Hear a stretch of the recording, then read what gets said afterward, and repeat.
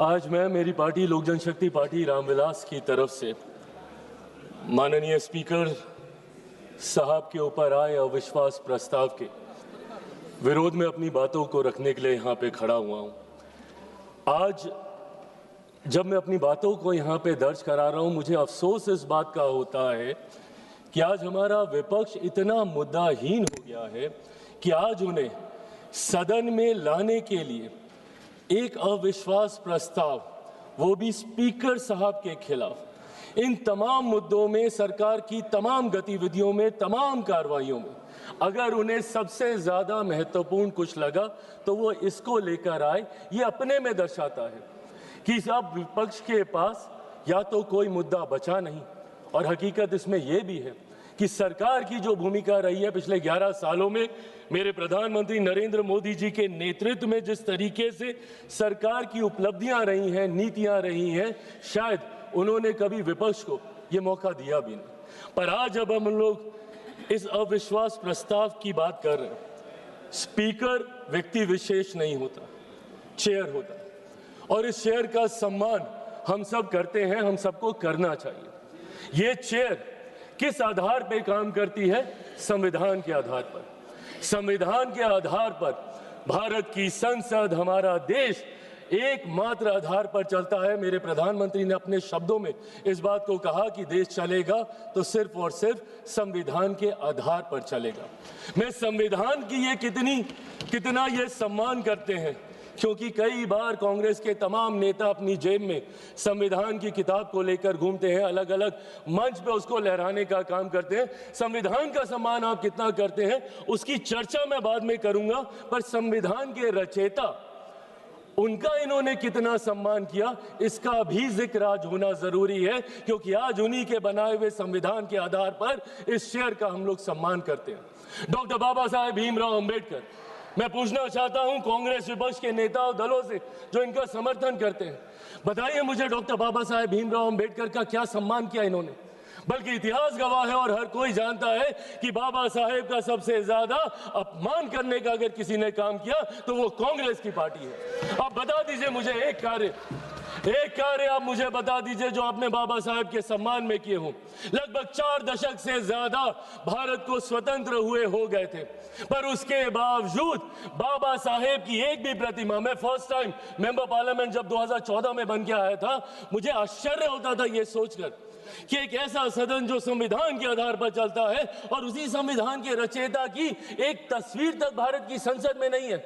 बताइए क्यों नहीं कांग्रेस पार्टी ने उनकी प्रतिमा लगाई? आज संविधान के सम्मान की बात करते हैं, क्यों 4 दशक तक, 89 से पहले 89 में जब वीपी सिंह जी की सरकार थी, जिसका समर्थन भारतीय जनता पार्टी कर रही थी, जिस सरकार में मेरे नेता, मेरे पिता आदरणीय रामविलास पासवान जी श्रम एवं कल्याण मंत्री थे, उस सरकार में पहली बार बाबा साहब का तैल चित्र भारत के सेंट्रल हॉल में लगाने का काम किया, जिसको आज हम लोग संविधान सदन बोलते हैं। और तकलीफ इस बात की कि उस वक्त तक एक दल नहीं, एक परिवार के 3-3 सदस्यों की प्रतिमा उस सदन में लगी हुई थी, पर बाबा साहब की प्रतिमा इन लोगों ने लगाना जरूरी नहीं समझा। आज हम लोग जब गर्व से बोलते हैं, फख्र से बोलते हैं, भारत रत्न डॉक्टर बाबा साहब भीमराव अंबेडकर, भारत रत्न की उपाधि इनको उस सरकार में देने का काम किया। उनके जन्म दिवस पर 14 अप्रैल को छुट्टी की घोषणा करने का काम उस वीपी सिंह जी की सरकार में किया गया। और ये लोग बात करेंगे संविधान की। जब आप संविधान के रचयिता का सम्मान नहीं कर सकते तो उस संविधान का क्या सम्मान करेंगे? ये सवाल आपसे पूछना बनता है। और संविधान को पॉकेट में लेके घूमते हैं आप लोग। पॉकेट में लेके घूमने की चीज है हमारा संविधान, अलग अलग मंचों पे लहराने की चीज है हमारा संविधान। एक प्रसंग महोदय आपकी इजाजत से मैं देना चाहूंगा।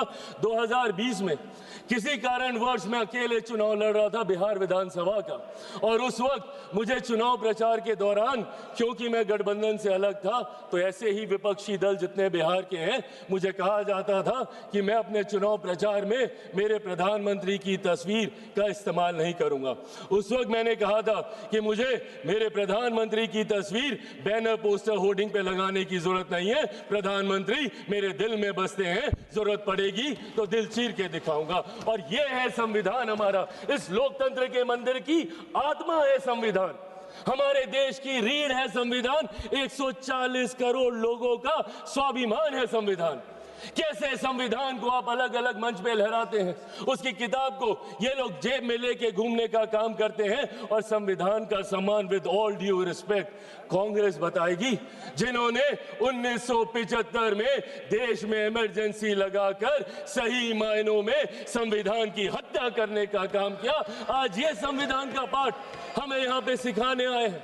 और अगर आप संविधान की बात अगर आप करते हैं तो संविधान सिर्फ अधिकारों की बात नहीं करता, जिम्मेदारियों की भी बात करता है।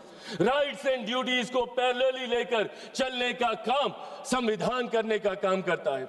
यहां पे आपको अपने राइट्स याद रहते हैं, आप अपने हकों की बात करते हैं, बोलने का अधिकार, बोलने का अधिकार, बोलने का अधिकार, बोलने का अधिकार। देश विरोधी ताकतों की आवाज बनना कतई नहीं हो सकता, उसे कभी नहीं स्वीकार किया जा सकता। आप बोलने की आजादी की बात करते हैं, अपनी जिम्मेदारियों का भी तो एहसास कीजिए। कितनी बार आपने इस सदन का मंच का इस्तेमाल किया, कीजिए इस्तेमाल, पर सिर्फ एक जिद पे अगर आप अड़ जाएंगे कि मैं बोलूंगा तो इस नियम के तहत बोलूंगा, मैं बोलूंगा तो ऐसे बोलूंगा, अब बोलूंगा तब बोलूंगा। क्या प्रश्नकाल नहीं है मंच बोलने के लिए? क्या शून्यकाल नहीं है मंच बोलने के लिए? क्या अलग अलग डिबेट्स नहीं है मंच बोलने के लिए? आज राष्ट्रपति जी के अभिभाषण पे आए धन्यवाद प्रस्ताव के ऊपर आप रखते जितनी बातों को रखना है, पर सिर्फ एक जिद कि मैं ऐसी बात बोलूंगा जिसकी कोई प्रामाणिकता नहीं है, और उस जिद के चक्कर में आप भी नहीं बोले, किसी को नहीं बोलने दिया। यहाँ सपा, टीएमसी, जो भी लोग यहाँ पे मौजूद हैं, इन लोगों का भी समय पूरा खाने का काम सिर्फ एक व्यक्ति और उनकी उस जिद ने, और उस जिद की वजह से आपके खुद अपने दल के नेता कितना सफर कर रहे हैं। मैं खुद, मेरे दल में 3 first timer member of parliaments हैं। मैं चाहता हूं कि उन्हें ज्यादा से ज्यादा मौका मिले। आपकी पार्टी में कितने फर्स्ट टाइमर्स होंगे, सपा में कितने होंगे, टीएमसी में कितने होंगे? सदन चलेगा तब तो बोलने का मौका मिलेगा। और कितने मौके मिलते हैं भाई, बाकियों को तो फिर भी समय मिल जाता है। जो बड़े चेहरे होते हैं वो मीडिया के माध्यम से अपनी बातें रख लेते हैं, बट कोई पहली बार का सांसद अपने क्षेत्र में दिखाने के लिए कि मैंने तुम्हारे लिए सवाल उठाया, प्रश्नकाल ही होता है। उनके पास यही 0 आवर होता है, या अगर कभी कोई डिबेट होती है तो उनकी पार्टी उनको मौका देती है, यही मौके होते हैं ना। तो इन मौकों का इस्तेमाल करने की बजाय अगर संसद में गतिरोध ही चलता रहेगा, संसद को आप चलने ही नहीं देंगे, और क्यों नहीं चलने देंगे? सिर्फ एक जिद की वजह से। और जिद पे क्या याद आता है? अधिकार, बोलने का अधिकार, बोलने का अधिकार। आपकी ड्यूटीज कहां जाती है? My right to move my hand stops when the nose of the other person starts. आपको रुकना होगा, आपको अपनी जिम्मेदारियों का एहसास करना होगा, और आपकी जिम्मेदारी ज्यादा है। आप विपक्ष हैं, विपक्ष का काम है सरकार को घेरना। घेरिए। रोज सुबह हम मंत्री तैयारी करके आते हैं, रात रात भर हम लोग बैठते हैं कि कल सदन में सवाल है, पूछिए सवाल, देंगे हम जवाब। अकाउंटेबिलिटी तय कीजिए, बट अकाउंटेबिलिटी तय करने की रिस्पॉन्सिबिलिटी आपके ऊपर है। ये आपकी जिम्मेदारी है कि हमारी जवाबदेही को आप तय करें, पर ये जवाबदेही आप तय नहीं कर रहे। प्रश्नकाल नहीं चलने देते, शून्यकाल नहीं चलने देते। क्या ये वो मंच नहीं है? सदन में सिर्फ आप एक विषय पर बोलेंगे तभी आपकी बात दर्ज की जाएगी। और यही कारण है कि एक के बाद एक के बाद एक के बाद एक देश की जनता इन्हें नकारने का काम कर रही है। मैं बिहारी हूं, बिहार की धरती से आता हूं। जयप्रकाश नारायण जी ने बिहार की धरती पर ही वहां के गांधी मैदान में संपूर्ण क्रांति का आह्वान किया था, और वो संपूर्ण क्रांति का आह्वान कांग्रेस की सत्ता को ही उखाड़ फेंकने के लिए किया था। उन्होंने कहा था, सिंहासन खाली करो कि जनता आती है।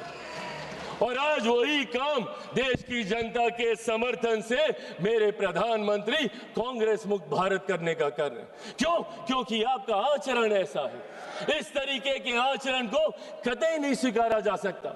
सदन में इस तरीके से आना, टेबल पर चढ़ जाना। मैं खुद सनातनी हूं, मैं मानता हूं अगर ये लोकतंत्र का मंदिर है तो यहाँ पे रखे कागज, टेबल, कुर्सी मां सरस्वती का रूप है। किस तरीके से आप कागज फाड़ते हैं, एसजी साहब के टेबल पे आप खड़े हो जाते हैं, चेयर तक आप जाने का काम करते हैं। इस तरीके का आचरण, और कैसे हम इसको न्यू नॉर्मल मान लें? क्योंकि ये आचरण निरंतरता में होता गया तो परंपरा बन जाएगी, और परंपराएं उदाहरण बन जाएंगी। और कल जो हमारी जगह यहाँ पे बैठा होगा वो आज का उदाहरण दे रहा होगा। इसीलिए जरूरी है आज की तारीख में हमें अपने आचरण को सुधारने की।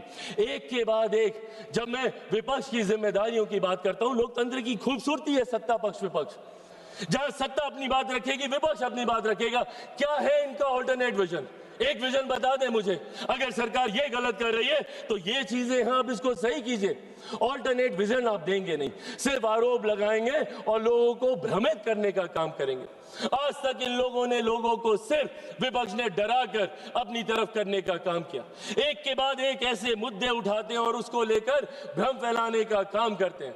कभी सीए का मुद्दा उठाते हैं, हम लोग सदन में कह के थक गए भैया कि सीए का कानून एक ऐसे नागरिकता देने वाला कानून है जहां पे वहां दूसरे अल्पसंख्यक लोगों को नागरिकता देने का कानून है, जहां पे बहुसंख्यक ही मुसलमान है। अब मुसलमानों के बीच में जाके भ्रम फैलाना, नागरिकता छीन ली जाएगी, नागरिकता छीन ली जाएगी। किसकी नागरिकता छीन ली गई? पूरी लोकसभा का चुनाव ये लड़ते रहे कि अगर वापस से मोदी जी तीसरी बार आ गए तो संविधान की हत्या हो जाएगी, लोकतंत्र समाप्त हो जाएगा, आरक्षण समाप्त कर दिया जाएगा। किसका आरक्षण छीन लिया गया? कहां का लोकतंत्र समाप्त हो गया?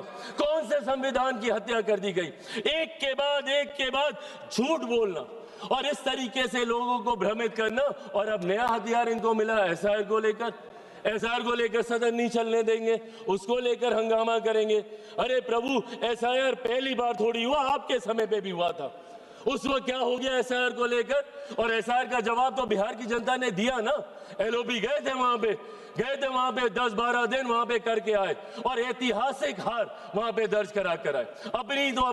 अपने साथी दलों की भी ऐतिहासिक हार वहां पे दर्ज करा कर आए। हकीकत यह है कि एसआईआर नहीं, जो ये वोट चोरी बोलते हैं, वोट चोरी नहीं, इनका जनादेश चोरी होता जा रहा है और इस बात का एहसास ही इनको नहीं हो रहा। क्योंकि ये अपनी अंतरात्मा में झांक के नहीं देखते। इनको आरोप लगाना है पर आत्ममंथन नहीं करना। इनको दूसरे से सवाल पूछने हैं बट खुद से कभी सवाल नहीं करने, और यही कारण है। और आज एक व्यक्ति का विरोध करते करते, मेरे प्रधानमंत्री का विरोध करते करते अब देश का विरोध करने लग गए। एआई समेट जहां पे अंतरराष्ट्रीय जगह से लोग आए हैं, इंटरनेशनल मीडिया वहां पे मौजूद है, और क्या कर रहे हैं आप? और एक ऐसा समिट जहां पे दूसरे देशों के राष्ट्रीय अध्यक्ष आकर हमारी प्रणाली की तारीफ कर रहे हैं, जिसका विरोध इन्होंने उस वक्त भी किया था। यूपीआई के वक्त इन्होंने कहा था कैसे होगा, एक औरत जो ठेले पे है वो कैसे उसकी पेमेंट करेगी, पॉश मशीन कहां से लगेगी, और आज उसी की तारीफ फ्रांस के राष्ट्रीय अध्यक्ष करके जा रहे हैं। और उस समिट में इन्होंने देश को अपमानित करने का काम किया। डेड इकोनॉमी बुलाते हैं हमारे देश को ये, जबकि दूसरे लोग और अर्थशास्त्री इस बात को मानते हैं कि India is one of the fastest growing economy. Global challenges होने के बावजूद हमारी अर्थव्यवस्था मजबूत होती जा रही है। क्या ये सामान्य बात है कि दहाई के आंकड़े से धीरे धीरे हम लोग करते करते चौथे नंबर पर आ गए? आने वाले दिनों में वो दिन भी दूर नहीं जब हमारा देश दुनिया की तीसरी सबसे बड़ी अर्थव्यवस्था होगा। और ऐसे में आप हमारे देश की इकोनॉमी को और हमारे देश की इकोनॉमी को हमारे ही लोग डेड इकोनॉमी बताने का काम कर रहे हैं। इसीलिए आज इस मंच के माध्यम से बस मैं ये आग्रह करूंगा, एक बार मदद कर दें, कहां पे दे तो दो। इसीलिए आज इस मंच के माध्यम से मैं आग्रह करूंगा और विपक्ष से भी करूंगा, and I think it's our collective responsibility. जहां चुनाव लड़ना था हम लोग लड़ आए, जितने आरोप प्रत्यारोप करने थे हम कर आए, और हमें कई मौके मिलेंगे। अभी फिर असम में मौका मिलेगा, बंगाल में मिलेगा, हर राज्य में मिलेगा। जब तक वन नेशन वन इलेक्शन नहीं आता, हमें हर दूसरे तीसरे महीने हमें मौका मिलता रहेगा आरोप प्रत्यारोप करने का। पर सदन को तो इससे बख्शे। Let it be a collective responsibility of all of us to come together। और यहाँ पे बात हो, और बात होनी जरूरी है। सहमति असहमति की बात नहीं है, बात होनी जरूरी है। आप अपना पक्ष रखें, हम अपना पक्ष रखेंगे, लोगों को उसके बाद फैसला करने दीजिए। आप राष्ट्रपति जी के अभिभाषण पे आपके पास पूरा समय था, आप राष्ट्रपति जी के सम्मान की बात करते हैं। क्या आप बताइए, उनके अभिभाषण पे आए धन्यवाद प्रस्ताव का इस तरीके से निरादर करना, क्या ये उनका अपमान नहीं था? जिस तरीके से विपक्षी दल बंगाल वो गई थी, जिस तरीके से वहां की सरकार, अरे राष्ट्रपति हैं वो, चुनावी राजनीति से, दलगत राजनीति से उठकर है वो, और जिस तरीके से उनका अपमान वहां पे किया जाता है, क्योंकि इनको तकलीफ इस बात की है कि देश के सबसे वंचित वर्ग से आने वाली एक महिला देश के सर्वोच्च पद पर जाके बैठी है, ये बात इन्हें चुभती है। और इसीलिए राष्ट्रपति जी के अभिभाषण पर ये अपनी बातों को नहीं रखने देना चाहते। अंत में महोदय, मैं बस ये कहना चाहूंगा, आज जिनके खिलाफ ये अविश्वास प्रस्ताव लेकर आए हैं, आदरणीय ओम बिरला जी, हम सब जानते हैं और दिल पे हाथ रखकर इनमें से किसी से भी पूछेगा, हर व्यक्ति कहेगा कि ऐसे स्पीकर जिन्होंने दलगत राजनीति से उठकर हर किसी का सम्मान करने का काम किया। एक मिनट माननीय सदस्य, एक मिनट। माननीय सदस्यगण, सदन की सहमति हो तो सभा की कार्यवाही 7 बजे तक के लिए बढ़ा दी जाए। माननीय सदस्य बोलिए। आदरणीय ओम बिरला जी, हम सब जानते हैं कि उनका व्यक्तित्व कैसा है, कितनी समावेशी सोच वाले हैं। उन्होंने हमेशा प्रयास किया कि ज्यादा से ज्यादा लोगों को अकोमोडेट किया जाए, ज्यादा से ज्यादा फर्स्ट टाइमर्स को मौके दिए जाएं। दुनिया भर के प्रोग्राम्स उन्होंने चलाए, इंटरेक्टिव सेशंस उन्होंने चलाए, और वो आज से इस चेयर पे थोड़ी बैठे हैं, उनका अपना अनुभव है। पिछली लोकसभा में भी वो इस चेयर पे बैठकर इस सदन का संचालन करते रहे और खूबसूरती से करते रहे। और किसी से भी पूछेगा, हर कोई मानेगा कि कतई उनके आचरण में, उनके व्यवहार में या उनकी समावेशी सोच में अगर किसी को किसी बात की तकलीफ हो, पर इन लोगों को दिक्कत इसी बात की होती है कि भाई अगर कुर्सी पे बैठा कोई व्यक्ति ऐसे फैसले ले रहा है जो देश हित में है, जो राष्ट्र निर्माण में है, हमारी सरकार ऐसे प्रस्ताव लेकर आ रही है, तो कैसे ये उसका समर्थन कर सकते हैं। आज पूछिए इनको किस बात की तकलीफ है मेरी सरकार से। इस बात की तकलीफ कि आज राष्ट्रीय स्तर पर ही नहीं, अंतर्राष्ट्रीय स्तर पर मेरे प्रधानमंत्री के नेतृत्व में हम लोग हर सेक्टर में आगे बढ़ने का हम लोग काम कर रहे हैं। किस बात की तकलीफ है, मैंने बाबा साहेब का जिक्र किया। जब मैं इनसे सवाल पूछता हूं कि आपने क्या किया, हमारी सरकार ने प्रधानमंत्री जी के नेतृत्व में बाबा साहेब से जुड़े हुए जितने 5 स्थल थे, भले मऊ में उनकी जन्मभूमि हो या दिल्ली में जहां पे उनका निवास था, या चैत्य भूमि हो या दीक्षा भूमि हो, या लंदन में जहां पे उन्होंने उच्च शिक्षा हासिल की, उन तमाम जगहों को तीर्थ स्थल के तौर पर हम लोगों ने विकसित करने का काम किया। अलग अलग योजनाओं के माध्यम से गरीबों को मुख्य धारा के साथ जोड़ने का काम किया। पिछले 11 साल में 25 करोड़ लोगों को हम लोगों ने गरीबी रेखा से बाहर निकालने का काम किया। देश की एक बड़ी आबादी को घर घर राशन पहुंचाने का काम किया ताकि उनके हाथ में ज्यादा पैसे बच सके। उनकी प्रति व्यक्ति आय को बढ़ाने का हमने काम किया। एक के बाद एक ऐसे फैसले मेरे प्रधानमंत्री के नेतृत्व में लिए गए, जिसकी वजह से आज हमारा देश वैश्विक चुनौतियों के बावजूद एक स्थिर व्यवस्था है, एक स्थिर अर्थव्यवस्था है, और धीरे धीरे ये बढ़ती जा रही है। और आज मैं पुनः यह आग्रह करूंगा, अगर इसके बाद भी शिकायत है, तकलीफ है, तो ये मंच उसी के लिए है। आए हम सब मिलकर इस मंच का इस्तेमाल करें, ज्यादा से ज्यादा समय यहाँ पे काम होने दें। मेरे नेता, मेरे पिता निरंतरता में लंबे समय तक इस सदन के सदस्य रहे। उनसे मैंने आचरण सीखे, उनसे मैंने परंपराएं सीखी, उनसे मैंने यहाँ की कार्यशैली सीखी। बट जिस तरीके का आचरण आज मैं देख रहा हूँ, ये हम सबको याद रखने की जरूरत है कि कोई व्यक्ति अजर अमर होकर नहीं आता है। आज हम हैं, कल कोई और आएगा, पर जो दूसरा कल आएगा वो आपका मूल्यांकन कैसे करेगा, वो आपको कैसे देखेगा, ये आपके आज के आचरण पे निर्धारित होता है।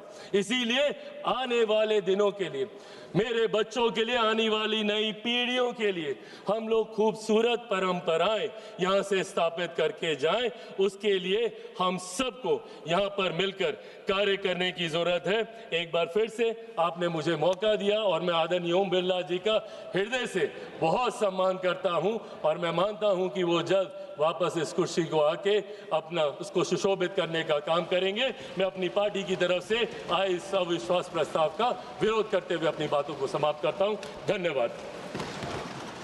माननीय